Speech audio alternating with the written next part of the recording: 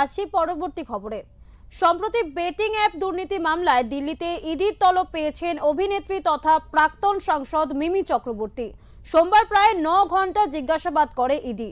তারপরই মঙ্গলবার একই মামলায় ইডির তলব পান অভিনেতা অঙ্কুশ হাজরা। এদিন রাজ্যের বিরোধী দলনেতা শুভেন্দু অধিকারী এই প্রসঙ্গে সাংবাদিকদের বলেন, নিশ্চিতভাবে প্রমাণ আছে তাই ডেকেছেন, তারা কোঅপারেট করবেন, আর তারা না করতে চাইলে আইনি লড়াই করবেন। এনফোর্সমেন্ট ডিরেক্টর প্রাথমিক অনুমান ছাড়া কাউকে তলব করেন না।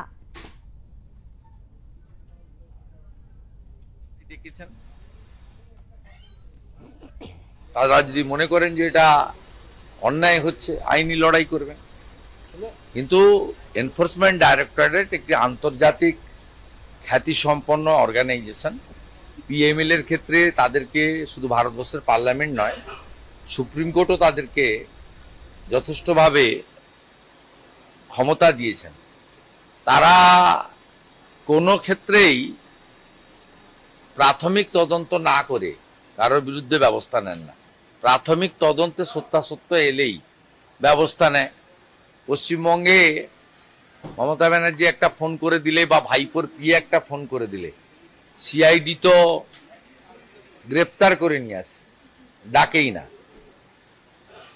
অতএব এনফোর্সমেন্ট ডাইরেক্টরেট বা সেন্ট্রাল এজেন্সিগুলো তো একাধিকবার ডাকার পরে তথ্য প্রমাণ বা তদন্তে অসহযোগিতা করলেই ব্যবস্থা নেয়।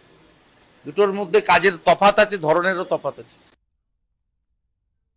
পাঁশকুড়া হাসপাতালে স্বাস্থ্যকর্মীকে নির্যাতনের অভিযোগ নিয়ে শুভেন্দু অধিকারী বলেন, আমি বিরোধী দলনেতা হিসেবে চেষ্টা করি পীড়িতদের পাশে থাকার, যদি তারা চান।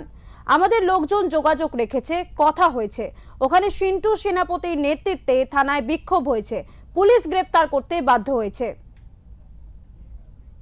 তো বিরোধী দলনেতা হিসেবে চেষ্টা করি পীড়িতদের পাশে থাকার, যদি তারা চান। সেই চেষ্টার মধ্যে থাকবে, জানতে পারবেন। আমাদের লোকজন তো ওখানে যোগাযোগ রেখেছে, আমার সঙ্গে কথা হয়েছে। ওখানে সিন্টু সেনাপতির নেতৃত্বে থানায় বিক্ষোভ হয়েছে এবং পুলিশ গ্রেপ্তার করতে বাধ্য হয়েছে। আগামীকাল বিশ্বকর্মা পুজো, তার আগেই রাজ্যের শিল্পায়ন নিয়ে ক্ষোভ উগড়ে দিলেন বিরোধী দলনেতা শুভেন্দু অধিকারী। বললেন, হাহাকার অবস্থা, তোষণ আর ভাতা, বাকি সব জায়গায় অন্ধকার।